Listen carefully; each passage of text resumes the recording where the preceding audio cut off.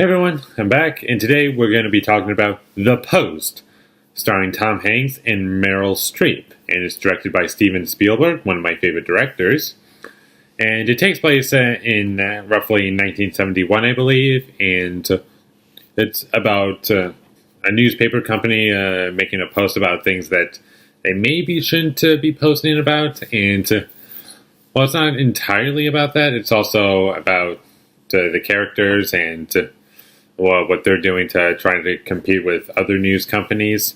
By focusing on all that stuff, the movie is really interesting, and it shows what you probably know the least about. We'll start off with the positives as per usual, and the positives are the performances in here are very strong. Meryl Streep is our main character, and Tom Hanks is also in it, and he's great in it.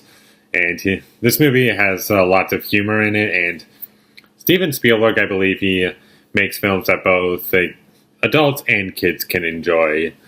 And while this movie is PG-13 and not entirely for kids, I think they can still find enjoyment once they get 13 or something.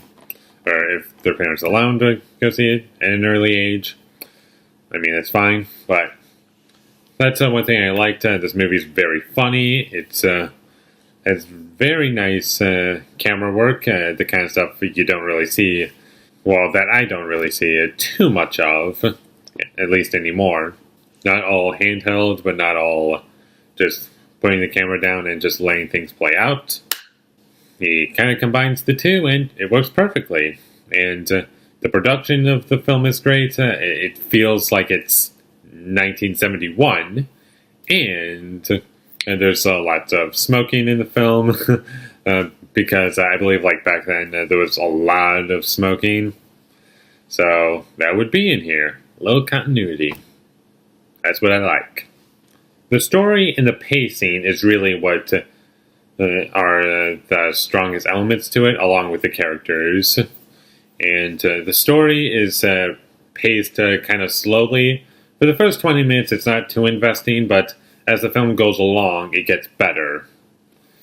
And the second act and third act are, I would say, are perfect.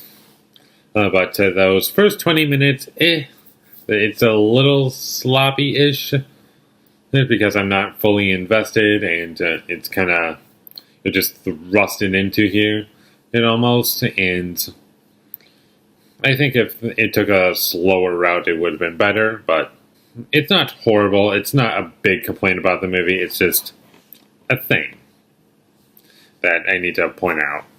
This is going to be an issue for some people and not going to be an issue for other people, and that's going to be how much you know about this story, because I've noticed with films that are based off true events, if you know a lot, I don't know how much you're going to get out of it. Probably not a lot.